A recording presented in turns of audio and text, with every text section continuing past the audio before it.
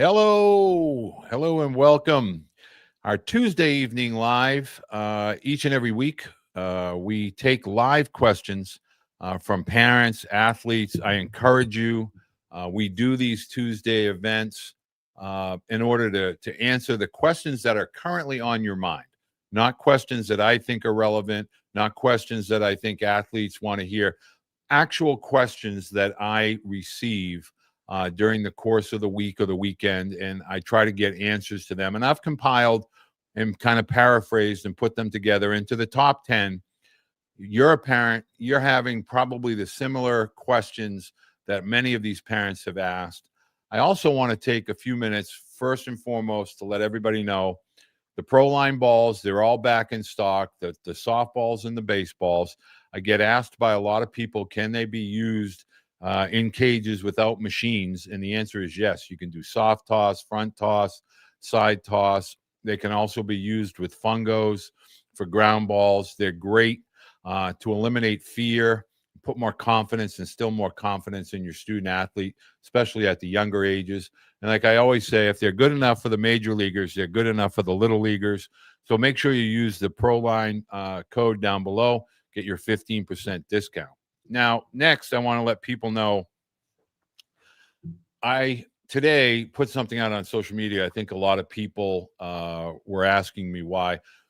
This is done primarily, and I have asked our guest tonight to join me because both of us feel similar that parents should not be chasing information. They should be receiving information.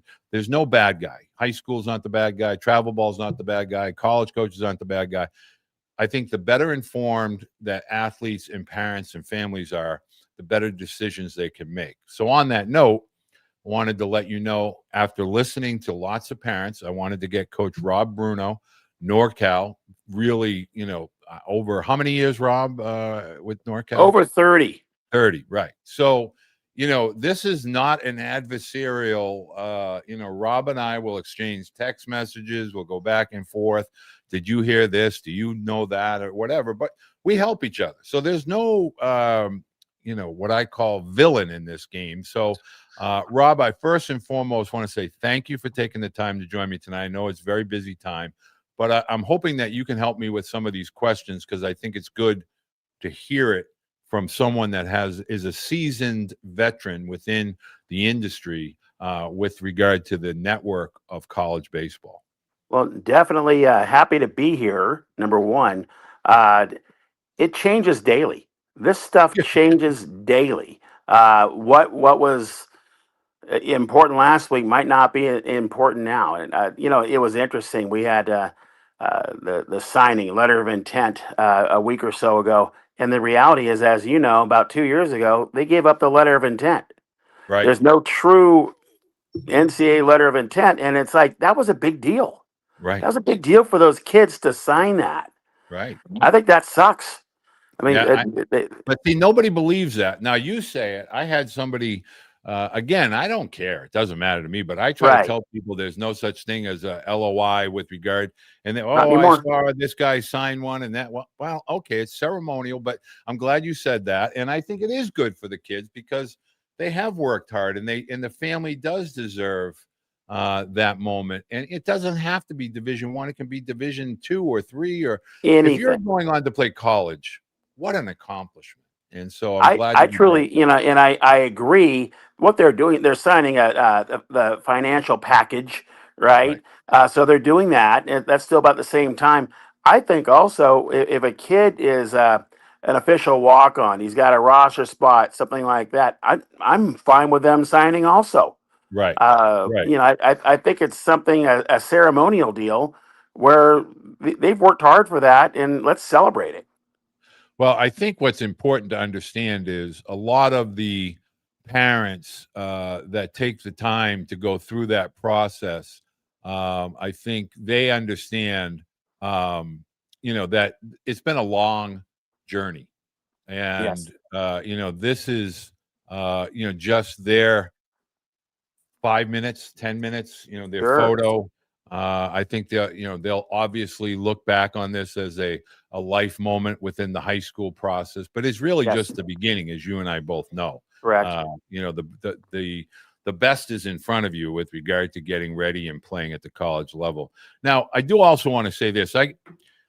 I try to get parents to understand, and not from a braggish or braggart perspective, but can you tell people the facts that how many college coaches would you say that you interact with? I don't care what level, I don't care, just on a weekly basis. Just how many On a coaches do you weekly, talk? over Yeah, 20, yeah, 30, right, depends, maybe 50 if it's an important week. But, probably average 30 plus, right. And 40 so, and at you least. you have friendships with those people, though. I've got great friends. I mean, it's my joke is way back, and it was a little bit more competitive at that point. I always said if I got out of this thing, I'd still have three guys that I got Christmas cards from. The other ones, what Tony and I uh, symbolize is we've got a bunch of good kids that people want. But it's our job now. It used to be that they were asking us questions. What do you think of this? What do you think of that? And now we're actually telling guys, hey, we've got this guy, we've got that guy. They will fit well in your system. So yes, it could be 20, could be 30, could be 50. That's what we have. We advocate for our guys. And these days, it has to be the right level. Bingo. And I think that's an important part of this process is having people that are advocates. They have no skin in the game. It doesn't matter the level. It's not a trophy that NorCal puts up, and nobody's keeping score. Correct. Getting to college and getting between the lines, finding the right fit socially, academically, athletically. So I just wanted parents to understand that's what people like Rob and I do. Rob's been doing it, 30 years. If you start to go back to that era of 95, 96, and all those players. And so these coaches, these college coaches value, if Rob Bruno picks up a phone and the other coach is on the other line, they know Rob is going to give them straight scoop, and that is what you need as families to get your information from people that are trusted with regard to how coaches recruit, who's recruiting players, things of that nature. But tonight we're going to answer your questions. Going to have 10 that have already been received. And if you want to ask a question, whether it's to Rob or myself, please feel free to do so. Want to make sure we try to keep things between the lines tonight and keep things moving. So I'm going to start off with this is the number 10 question that comes in. And when you see my spectacles on, I have to read. How do parents ensure that their student athlete doesn't get overlooked by college coaches? Like, what's the number one in your Oh in your boy. So the best way. I mean, you can write them, you can send them video, you can do all kinds of things. They've got to get in front of them physically. Get those guys need to get their eyes on those kids. Now, whether it's at that camp, and by the way, there's no need to go to 20 camps. right, Uh, find the three or four that make some sense, unless you're just independently wealthy, and then you can just spend your whole life doing that. But in reality, save your money and use that for college. But there are a lot of ways. I think personally, the best way, what we try and do is we go to team camps. We'll be going, for instance, MLK weekend is kind of when we have a little thing and we get in front of Grand Canyon and then U of A. And so it works great. But those are great tournaments that coaches don't have to go all over the green earth to see in a 4 to 6 field tournament where they can really bear down. Those are two of the best ways, I think. and just talking about Wally at Coach Wallace at Grand Oh, the Canyon. best. Right. But I mean, for you to take a group of boys and so that's kind of a new dynamic, getting stronger, getting more aggressive with the college coaches. I saw Cincinnati is doing an event. I know a lot of coaches in the Mid Atlantic do that. What's the value there, just from a parent's perspective? You're going to take a group of guys from your teams, and you're going to go on Grand Canyon's campus. Why is that so valuable? Well, because it's not just them watching any kind of game. They're hands on. They're on the field. They're asking questions. They're interactive. They're going to find out what makes that kid tick.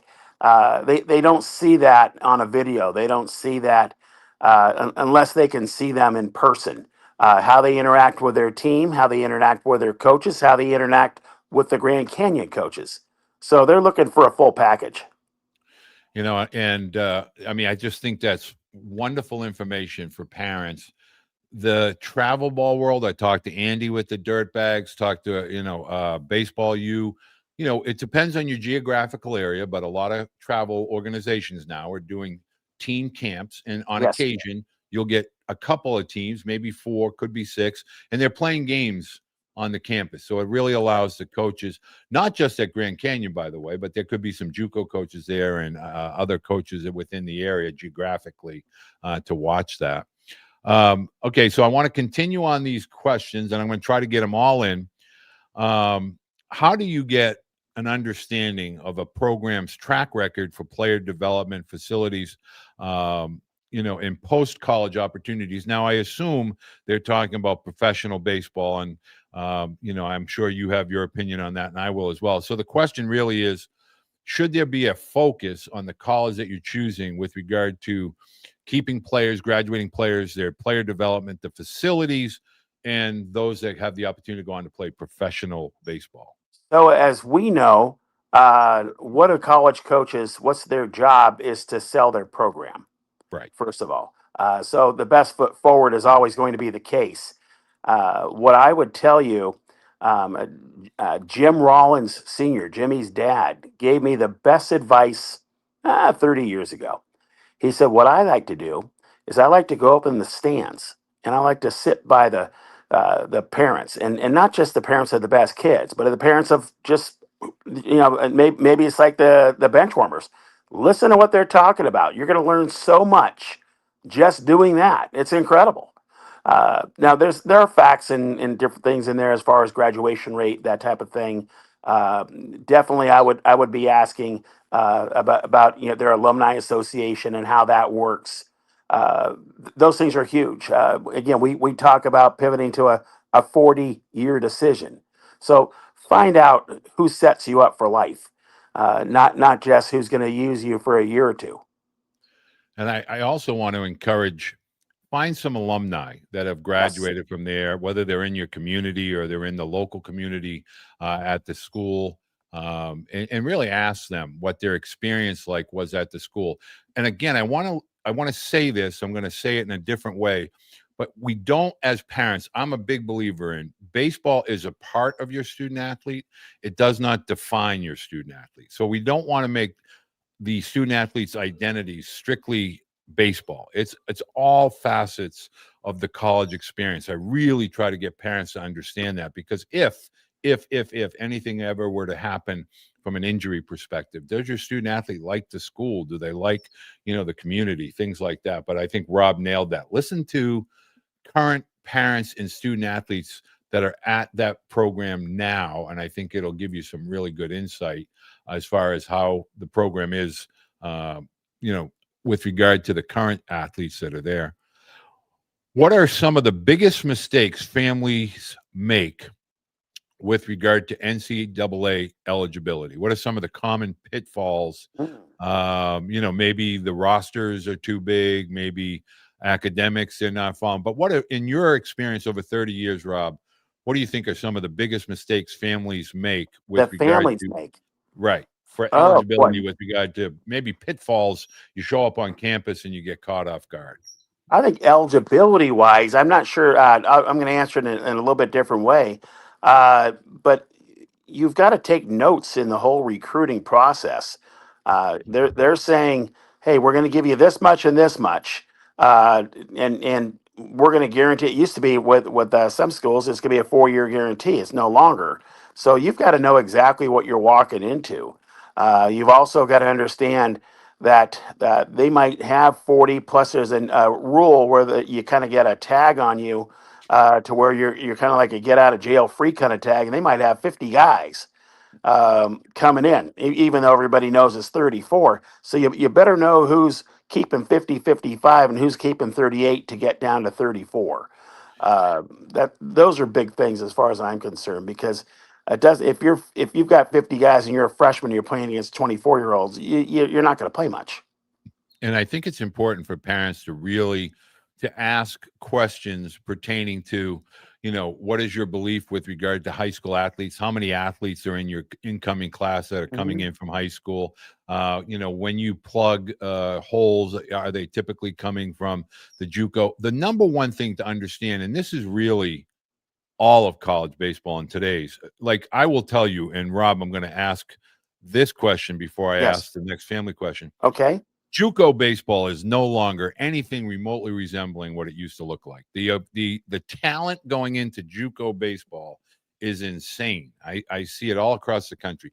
Can you talk a little bit about just the numbers, the realistic numbers that are going into these JUCO programs? And I'm talking not just California, but all across the country. In regards to roster numbers or Yeah. numbers on what they're doing. So I'm in an area in Northern California. It's a hotbed. It's a hotbed for junior college. You've got Delta, Ohlone, Sac City, etc. Santa Rosa, just powerhouses. They're getting 60, 70 guys there in the fall. Now, what's happening last week and this week? Exit meetings. Oh, guess what? You 25 guys, you're going to redshirt. You 10, we're just not going to keep you. So it starts really there. I mean, we could talk about how Division One is so tough. JC ball right now is incredibly tough. That one of these rosters has 10 guys touching 90. Well, Right. velocity is not everything, but it's a good start. Well, I talked to a couple of coaches down in Texas when I was visiting Tyler, and they literally have a whole roster of guys that are 92 plus. That's a JUCO Right. program. But what I Yeah. want parents to understand what Rob just said. So exit meetings this time of year, when you're talking about what mistakes do families make, I want you to understand every coach has the right intention. It's up to the student athlete to make sure that they are physically and mentally prepared. Cannot tell you how many athletes get to college. They didn't think the workload was going to be that hard. They didn't think the strength piece was going to be that big of a deal. And they get to a point where they're like, this is a business. This isn't a game. And so now when we start to talk about fallbacks, okay, I get Division One, but that applies all the way through college baseball, because when the Division One exit meetings, which are taking place now between now and November 30th, all those guys are going to start to look for new homes, and it begins to affect Division Two, Division Three. So you really have to ask, as a high school parent, what's your, during the middle of the year, what's your belief? Do you use the portal? Is my son, a walk on? What type of guarantees will he be here for more than the business of baseball? And roster management is a big part of college baseball. And I think, as Rob alluded to, you do have to be aware that you go to NCAA Division 2 or 3.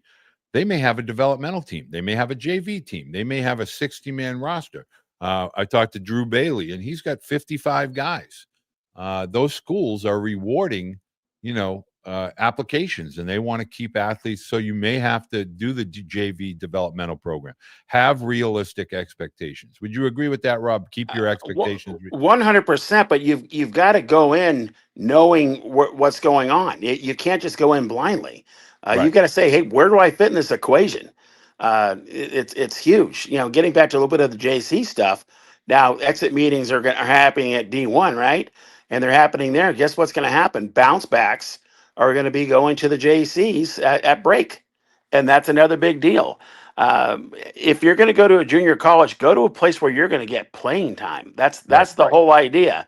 If you go to the top, 5 of the top ranked country, teams in the country, we've got about 4 or 5 that are right up there. Well, if you're okay and you're throwing 84, 85, you got to go to another local one where you're going to get work, or you're never going to get any better. You got to play. And playing between the ages of 19 now and 24, as silly as that sounds coming out of my mouth, but that is the reality of college baseball. And to get better, As a spectator, okay, freshman year, okay, I get that. But as you're getting into your sophomore, junior year, you want to see some light at the end of the tunnel that your hard work, there is an opportunity to play. This next question I'm going to ask Rob specifically, and I will have an opinion on this, but I'm going Well, to ask Walter, I'm Rob. going to throw in one more part of that Yep, last part. sure. These guys have got to go watch Division One, Division Two, Division Three, and junior college. Look at the physicality of these kids, and then you're going to have to say, "Can I measure up?" Well, that leads us to our next question, and it's with more and more coaches. And this is from Johnny Bess. I also want to say hello to a new member, T. Woody, and obviously Miami Hurricanes. You're going to get. It looks like you're going to get in the playoffs. So best of luck there to the ACC Canes. But Johnny Bess has a question. With more and more coaches wanting their athletes to be bigger, faster, stronger, can you go into detail about the importance of athletes having a holistic approach to their development, which I assume means nutrition, sleep, and strength, and why that is so critical as a high school athlete that aspires to play college athletics? Well, I would tell you that they need to get on a strength program, but the challenge sometimes is there's one at school that's a football program. There's one you can go to the gym and work out on your own. You've got to get a great program, number one. You've got to lift properly. Some of these guys say, oh, I'm lifting 6 days a week. It's too much. Right. 4 days a week is a lot better. Reason being, you've got to have the ability to recover. I don't care if you're working different body parts at that time. The whole body needs to recover. And that's you're growing with the downtime. You're sleeping, you're eating. That's when you're growing. It's not when you're tearing down muscle to get bigger and stronger. You've got to have that rest. You've got to have that sleep. You got to have incredible nutrition. Treat your body like a Ferrari, not a Volkswagen. Now, I love that. I'm going to steal that one. But just to emphasize what Rob is Yes. saying, I really think it's important for parents to understand. If I could explain to you what lies ahead as freshmen in college, and again, this isn't a level Division I issue. This is college baseball. Now, Yes. you can argue till the cows come home. Well, running at 6 a.m. doesn't make you a better baseball player. Lifting at 7 a.m. doesn't make you a better baseball player. But the facts are that you're going to be asked as a student athlete to be the best version of yourself physically and mentally, period. End of story. And if you expect to play, those two topics are going to be an integral part of your foundation. So if you want to, there used to be an old TV commercial, Rob. I don't know if you remember, where you can either pay me now Or or you pay can me pay me later. later. That's right. In college baseball, you can either get after it now and be prepared, or you're going to pay for it when you get to that, first workout as a freshman in college. As a freshman, it's not a fun experience. A lot of guys end up at a trash bucket, and the either last night's dinner or the morning breakfast is donated. I was just talking to Alex Feinberg just about that. Alex played at Vandy. Yep. He's Yep. one of the first classes that kind of made things famous over there. Yes, And indeed. and he was a workaholic, and that's why he got on the field. And it's And because that he is didn't an back it up. integral part. When you get asked, Rob, explain that. They ask you about the young man, then they ask you about his work ethic, and then they ask you about his skill set. Can you explain, Well, like when you the work ethic it transfers over to a couple different things. Obviously, the field, but also in academics. right, If you are a guy that I call them low maintenance because you don't have to coach that guy up too much. You don't have to tell him to get into study hall. You don't have to tell him to get in the weight room. Those are guys that coaches want. They're seeking those guys out because they're not going to have to spend time on them. They're going to have to spend time on good quality things. So yes, those things are huge. They're important. They can be trained. Some guys are wired differently, but that can be trained. I agree 1,000%. And now let's go. Will my son have a realistic chance to play right away?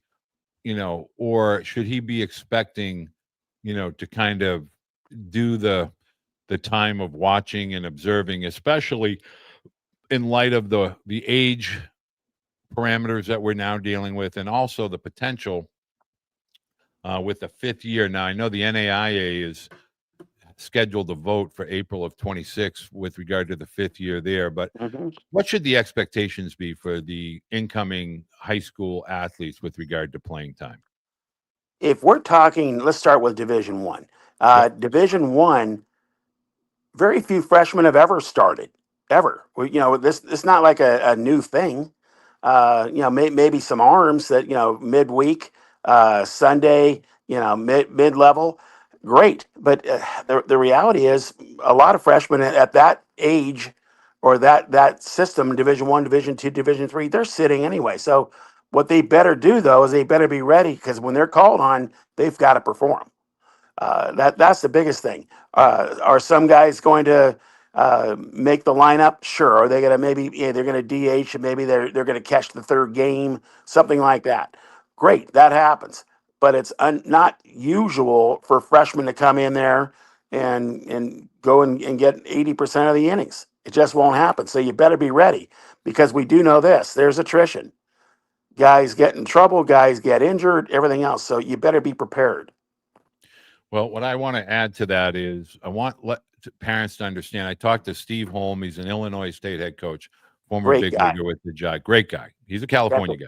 Sure is. He's a JUCO bandit. Yep. But he'll say to me, if we don't see, and a lot of coaches have said this, but Steve says it and puts some numbers behind it. If we don't see that freshman position player getting 50 at bats, we would prefer, for during his freshman season, we would prefer that he goes someplace and play, and we kind of follow him. And for pitchers, if we don't see them getting 20 innings, 15 to 20 innings, it does us no good to bring those guys in. So you have to understand, if you're a freshman and you're used to playing, let's say 30 high school games, here in New England it's 20, but they're playing 54 games. If they're in a tournament, it could be as high as 60, regional, super regional, World Series. So you should have realistic expectations, and you should ask and discuss that with the coach. And just remember, the high school athletes that are studs, they're going to be facing 22 to 24-year-old men. And much like in pro ball, I talked to a parent of a pitcher, frustrated. His son throws 93, but they don't chase the slider in the dirt. They don't chase the changeup out of the hand that's, going low to start. You really have to understand the margins of error from high school to college, regardless of level. Those athletes are wiser, they're stronger, they're mentally disciplined. And the things that you could kind of get away with in high school, the ground ball that went up the middle in high school and into center field, well, now you're going to be a shortstop's making that play and throwing you out. Same with Balls up in the air is getting caught. Yep, getting caught. Exactly correct.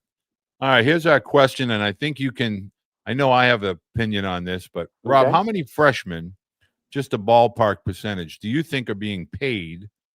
I assume you're talking about name, image, and likeness from the collective. Yeah. Are being paid on top of their athletic scholarship.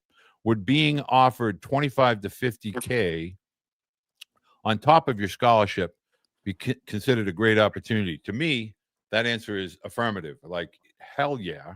But I don't know how many athletes are all being offered 25 to 50,000 as freshmen. I think that's an exception to the rule.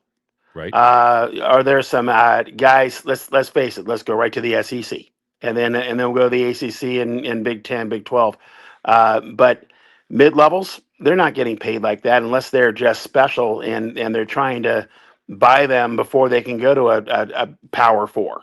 Right. But it's the exception to the rule. It's just not happening. People think that everybody has 100% scholarships. Also, not the case. There are a few, but I think this is getting blown out of proportion. I think football, you see some of these guys, a quarterback makes $1 million. Well, I don't know anybody in college baseball making $1 million. I know making close to it. There are a few, but it's on two hands. Right. 20 to 50 really, for a freshman, great. And now, Coach, here's another question for you.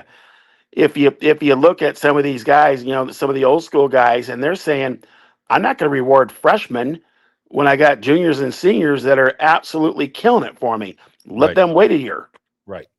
And a lot of coaches will tell you we don't pay freshmen. Now, I'm not going to Yep. mention specific schools, No, that's but their there are business. certain conferences that they just have a rule: come in, earn your keep, and then once you have established yourself within the program, we'll go into the collective for you. Sometimes it's an innings percentage that you've played, but I Right. want parents to understand two things. One, name, image, and likeness for baseball. If you took the 22.8 million, 70 to 85% of that is going to football for the larger Division I schools, the Power Four or the bigger, independent Notre Dame, et cetera. But then you have basketball that's getting 10 to 15%. The women's basketball is getting 5%. So, and those are the gravy train sports for athletic budgets. And then baseball, they have collectives now with the boosters and things of that nature. But it's not to the degree that you think that it is. Correct. But if somebody is offering a freshman on top of a scholarship, 25 to 50,000, that's a talented player. It's a great opportunity. I will say, Probably an impact guy. correct. I will tell you that typically the people getting money at younger ages, i.e., freshmen and sophomores, are pitchers, Yes. left-handed power hitters, or elite middle guys. When I say elite middle guys, just catchers, shortstops, center fielders that are just freaky athletes, and they are going to be between the lines. Grady Emerson, #1 player in the Yeah. country, but those are a small number. So I'm going to say Those are the 5%. guys that are always going to get the biggest scholarships anyway. Right? It Right, starts with pitcher, and then right, short and catcher, right, and then probably center. But that's another subject. But you're right. And not only that, they're probably impact guys. They're not just right, a pitcher, right, not a shortstop that's going to move over to second base. These are right. guys that are going to help you go right now to whatever World Series you're going to go to. Right. And they probably have a strong resume, i.e., All-American, high school All-American, Team USA, 15, 18U. So there's some validation from Major League That's it. Scout. Yeah. Yeah. Mhm. And that's typically where the validation comes from. So the next question is, and I think this is a good one, Rob, because I know you deal with parents. How interactive should parents be on a call between a college coach and their student athlete? I have 4 calls scheduled this week, and I have been watching your videos, preparing my son, but want to know what my part should be. So, how engaged should parents be with regard to talking to the college coaches? I think prepping them to say they're probably going to talk about this. Usually, college coaches lead the talk as a rule. So they're going to lead them through it. I would tell you that I always have our guys have a notebook and pen, and they're writing down things and telling the coach, hey, listen, coach, I'm going to write that down. Hold on just one moment. I also like them to have a couple questions, whether they're generic or specific to the school, because at the end, inevitably they're going to say, hey, do you have any questions? Well, you better be prepared. What's the parents' role? They can record it if they wish. They're sitting behind their kid listening. That's where I want them. I'm going to reiterate. Now, this is something that's near and dear to my heart. When my son went through the recruiting process, wasn't my decision. I really had. I'm not the one playing. I'm not the one being recruited. I did prepare my son, and I gave him 3 rules. Number 1, when you're asked a question, listen to the question. Take a a second or two, and then give your answer. But listen. Don't try to rush into your answer. Really listen to what's being asked. That's like an 2, umpire. That's like a right, home plate umpire. Get the call exactly. right. Yeah. Right. Well, yeah, hey, even on a tag play, you got to make Right. sure the guy caught the ball. But, Yeah. sometimes a college coach is asking you a question for a reason. Hmm. So if he's asking you a question and you're ready to answer the minute it starts to come out of his mouth, okay, you're not giving it a lot of thought. You really want to listen to the question, pause, and then give your answer. What is significant to you?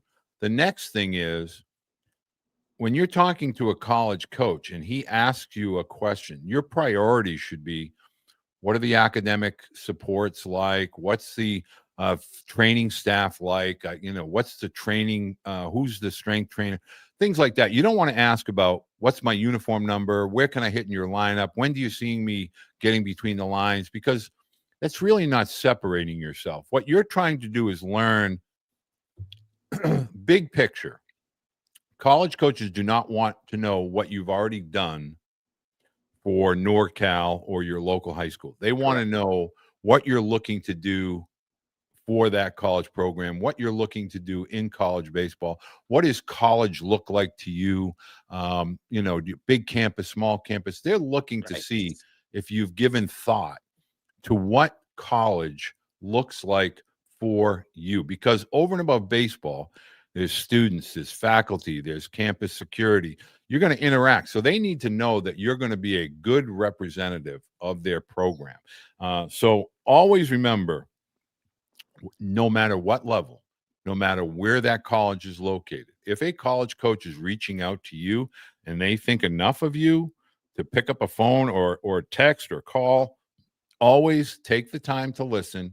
And if it's something that doesn't fit for whatever reason, too far away, doesn't have your major, anything along those lines, it's okay to say, Coach, I'm sorry, but at this time, the college doesn't fit my academic needs, my geographical desires or preferences. It's something that doesn't fit, and that's okay. You've at least given them your time. But parents, coaches like when young men are handling their future. They're being responsible, and they are doing all of the necessary things to see if you connect, if you resonate. Do they think you're a good guy? Do they think you're a good opportunity? So parents, you don't want to listen in. You don't want to write notes and say, hey, say this, or coaches know if you filled out a questionnaire. Coaches know if you're, on the phone, holding up fingers. But just let your student athlete, especially if they're a senior in high school, let them handle the interaction. But as Rob said, which is a great topic, take notes. Yes. How many times have you ever said to somebody? Because you want to do that, they're going to start spouting out numbers and percentages and different things, and you want to get it done properly. There's no question about that. Now, there's going to be a time at the end where they're offering a scholarship. They're going to go over notes, and that's very possibly a good time for the parents to interact, especially if they would want the whole group to be there. They might be in some kind of Zoom. And so that's an appropriate time. And you always want your student athlete, if you're getting a call from a coach, and let's say this is the first call, there may not be an offer on that first call. And if a coach says, well, what will it take to get you to come visit campus? Okay, now that's the time to say, either it's too far away or you don't have my major. If there is not a fit, if it's something that you're genuinely interested in, you do want to go on their visit. You do want to ask them if it's official visit. There's no more, you can take unlimited officials now, but that's an interesting one. Right, exactly. I know a guy that made a decision because they had the best little cigar boat going out on, and it might be Miami. I don't know.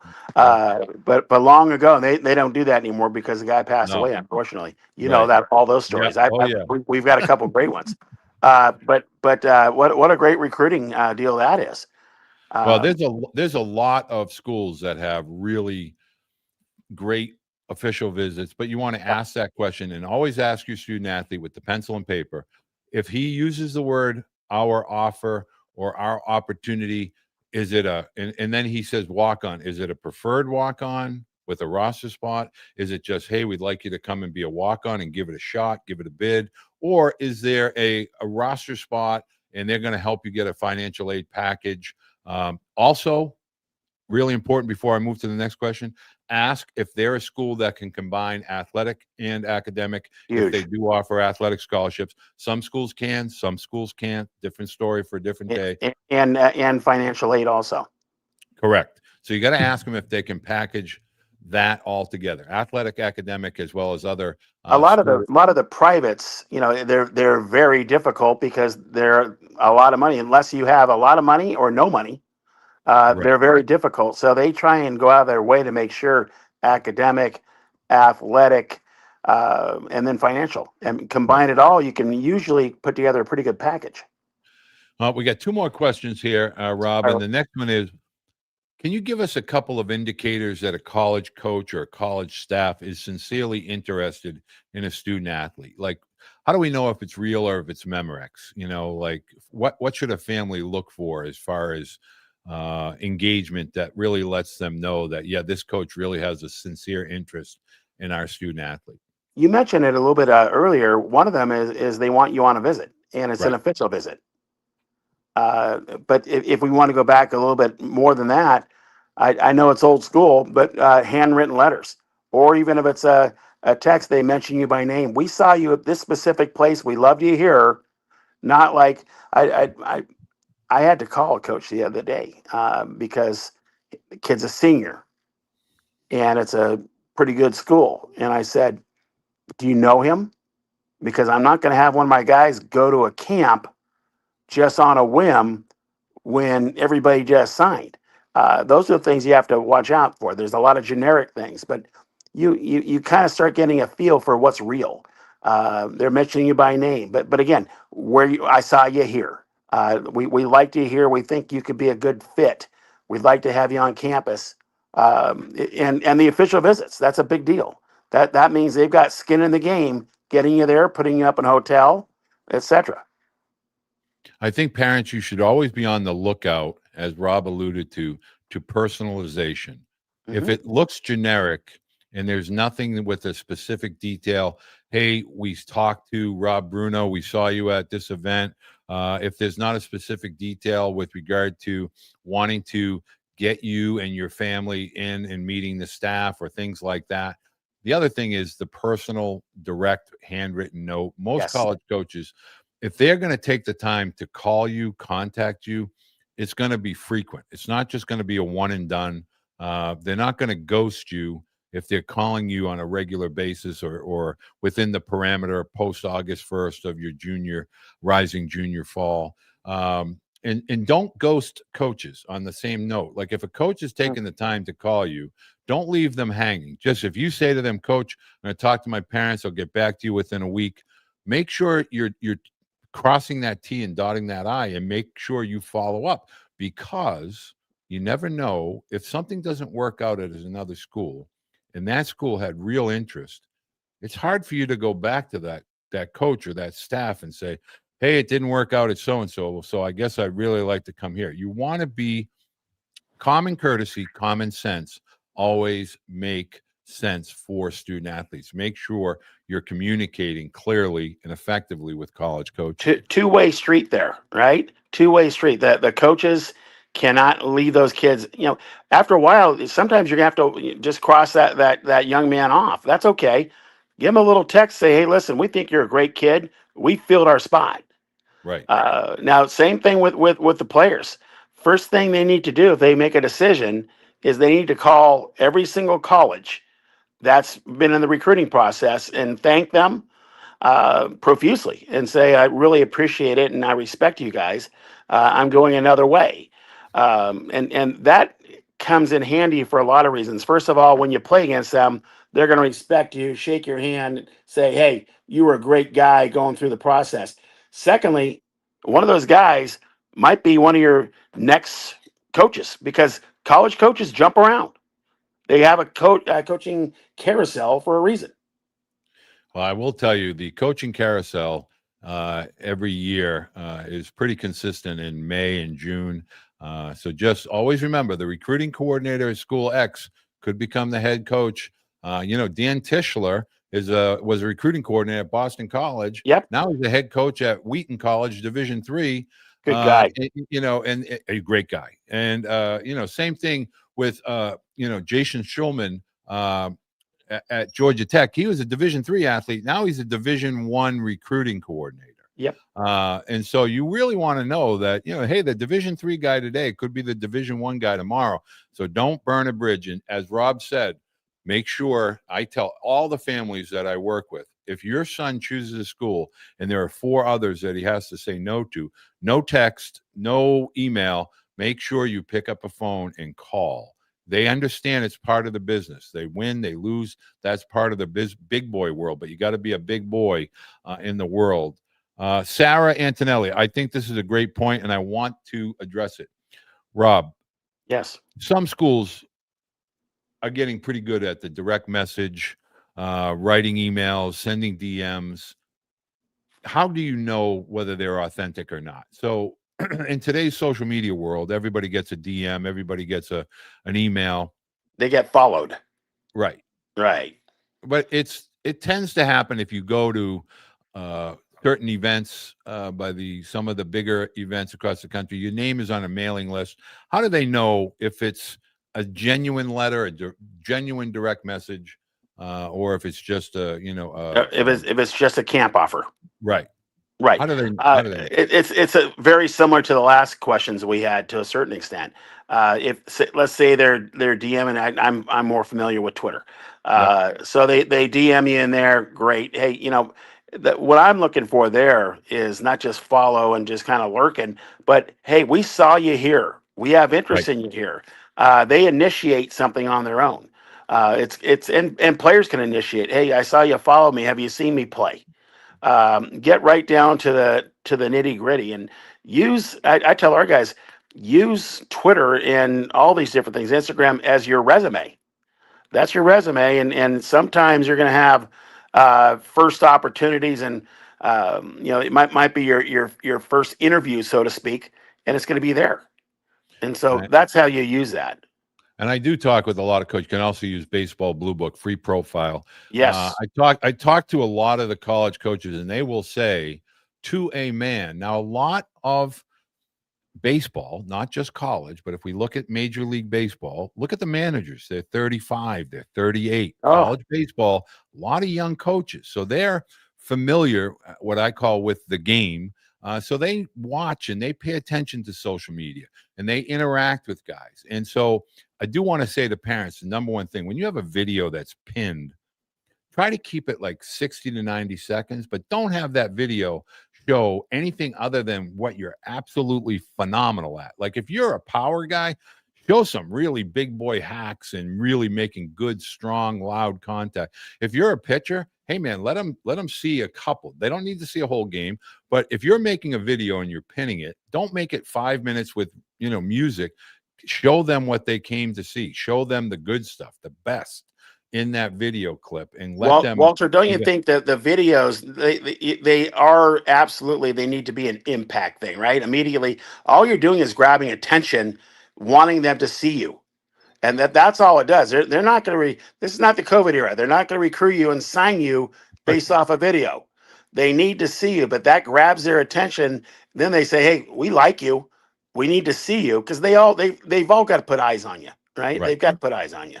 So here's the other part of recruiting, and I'm gonna get to the next question, but I want to run this by Rob. Why do coaches say we want to see you on campus? Now that can be if Rob is at an event and the recruiting, either the volley or the volunteer assistant or the recruiting coordinator sees an athlete. Okay, he can come back and say, "Wow, this guy really captured my attention." Yep. But then the head coach and the other coaches, whether it's hitting coach, position coach, are going to say, okay, can we get him to camp so we can all collectively see? Can you talk a little bit about now how college coaches like, from a committee perspective, a staff perspective, how they like to see the athletes and kind of vote as a staff, whether that's a guy they want to bring in or follow, et cetera? We could talk about that as an official visit, but also as a camp. As a camp, they want to see how you perform, but they also want to see how you fail. That's a bigger thing. Also, they also want to have some of their players around, and they're checking these guys out. Say, hey, this is a guy. He's a great teammate, or he's a bleep head. We don't need this guy. So they're qualifying them not just as baseball players, but as people. And so I think that's part of the deal. What they want to know what they're getting into, and the more 4 or 5 guys take a look at you, the better they can make a good decision. I want to let parents know, first and foremost, we're really appreciative. I really want to make sure we get Rob. Rob has some things to do. I'm going to ask one more question. I want to let parents know that every Tuesday, I'm going to have a standing offer for Rob Also, Andy with the dirt bags. Andy's great. Yep. We're going to have people that can answer your questions that have been doing this for a long time.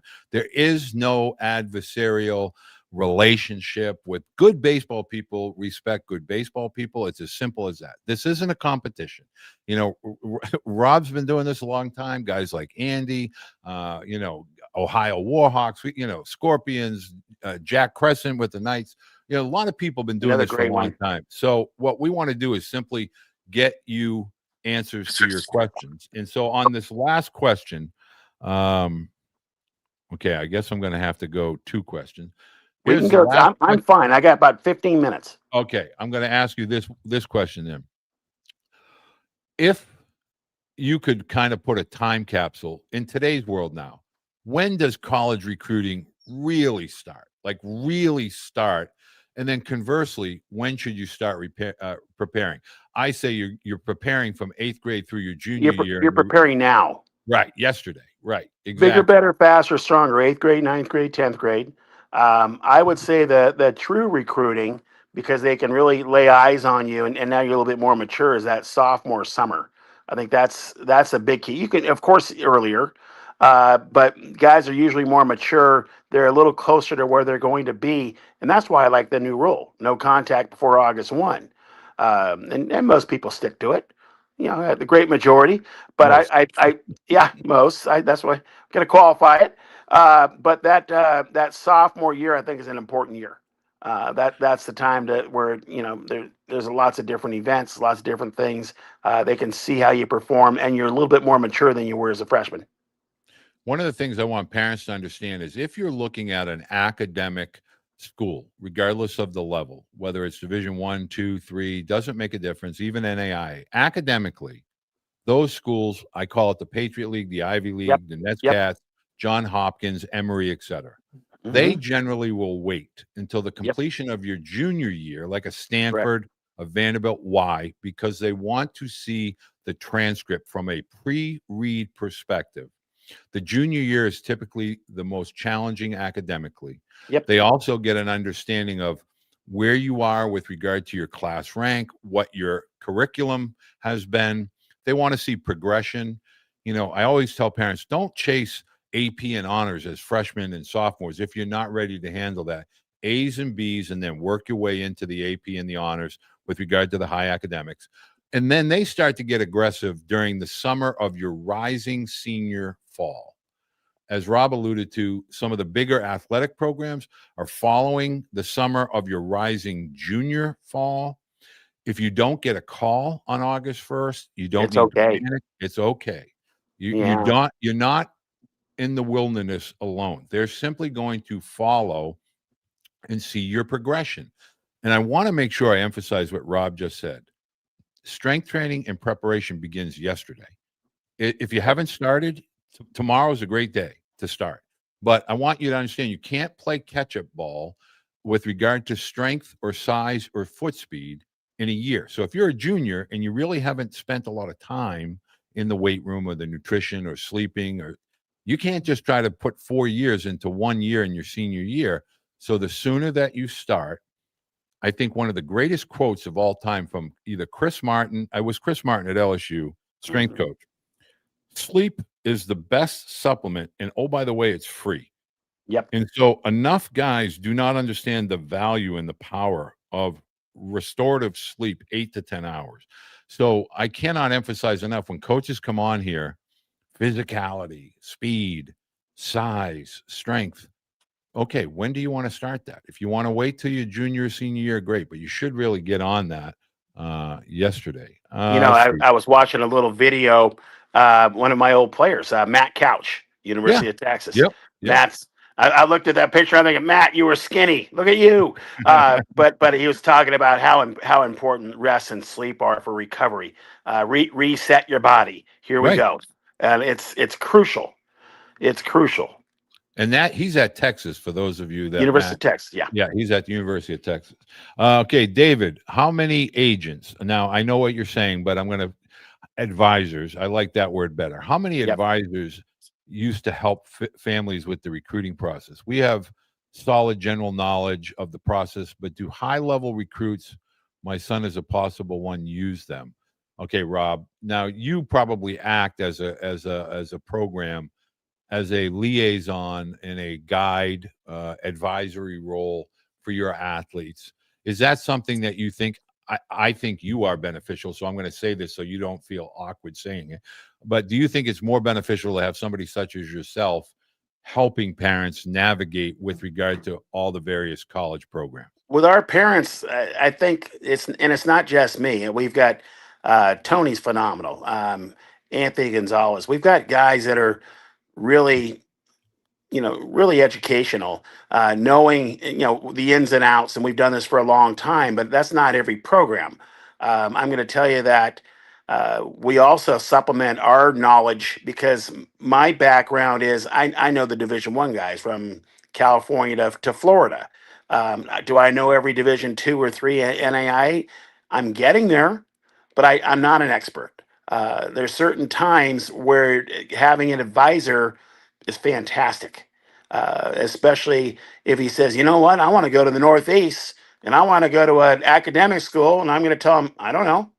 So that's not my bailiwick, right? And so guys like you, Walter, that I'm going to have those guys talk to you because you're the expert, especially in that. And the way it is now, it used to be 90% of our guys went to Division I. It's not happening now, 50%. So we have got to get educated ourselves, and we've got to know the people that will do a great job for our guys that we trust. This has become a cottage industry with a lot of guys making a lot of money, not doing it for the right reasons sometimes. It's a little bit scary, and you've got to really be careful. And so that's all I'm going to say. Well, I will tell you that on top of what Rob just said so eloquently, I will tell you that proof is in the pudding. We're pushing up against December 1st, and you're going to start to see a lot of athletes that were pushed in a certain direction and that didn't fit. And so I always try to tell parents, there's no one specific person, it's a group. If I have a question, I call Yes. Rob, or I call Andy, or I call somebody in Texas, and we get the help for the student athlete. It's not about Rob. It's not about myself. It's not about travel ball. It's about helping athletes have a positive experience. I have a young man in the Air Force Academy, West Point. I love that those kind of guys. That's the best. Their future is set. Right, exactly. And my niche is academics, and so you need to understand everyone has a skill set. With regard to this process, make sure you find the right fit for your student athlete. Okay, last one. What does it say? I'm top. Oh yeah. Okay, there you go. That guy's gone. I love these guys that committed senior position player headed to Division III. College coach says, go play and get at bats this summer. When do collegiate summer league? Now, this is interesting. I'm going to make this our final question.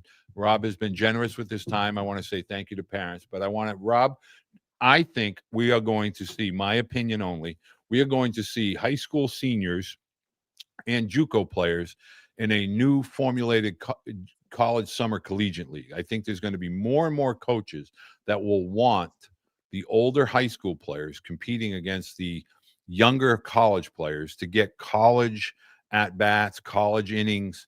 Do you think this is going to become a new norm for that high school senior in the summer? It's becoming a new norm right now for us. Right. If you're not playing that summer against older guys, you're missing out. You're not going to be ready. You need to do that. I'm going to also say that down the line, there's going to be some leagues and conferences that are going to be set up with synergy, with TrackMan, all that stuff where it's all going to, be videoed, and we're going to have all these great numbers for future reference so they can see growth. And I want parents to understand what Rob is talking about there, and I think this is a great question to end on. College coaches utilize Synergy. Now, Synergy is a video system. It can track specific at-bats in certain situations. There's metrics that are put on top of that, spin rates, velocity, exit velocities, ball distance, flight distance, etc.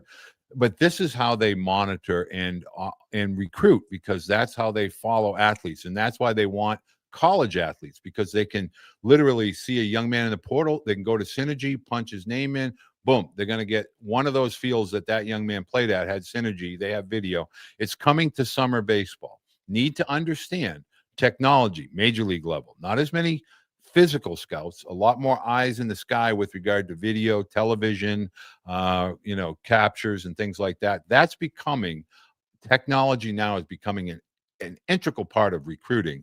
And so you have to understand, no matter where your student athlete is playing, chances are they're on video, and you have to make sure body language and all of the ancillary things that go into recruiting, you're controlling if you can. Well, Walter, we're Rob, making decisions on places we're going to with our high school kids based on video, Synergy, TrackMan, that kind of thing, because college coaches want it from the high school kids. and they get it from facilities. I Yes. could, a lot of facilities. Mhm. I won't mention specifics, but a lot of these bigger facilities now have the TrackMan, the Rapsodo. They have all kinds of technology, and those numbers can, you can go in, spreadsheet, computer file, and off it goes. And college coaches, I know, because my son Tyler and Matt Tabor, they do that with coaches all the time, and Yep. that's part of the vernacular now. I want to say thank you to all the parents. Great questions. I think this is something that I would like to do, Rob, maybe once or twice a month if you have the ability during the off season, even though you don't have a lot of off season. Parents have said, "Hello, Rob. There must be Yep. a million NorCal guys, and I'm sure I'm keeping you." Parents, these are our opinions. I've asked Coach Bruno to join me. He was kind enough to do that tonight. I think it adds to the flow of this. I really value, and I'm very humbled by all these questions that are sent in each and every week. Great questions. Yeah, I just think this serves a purpose.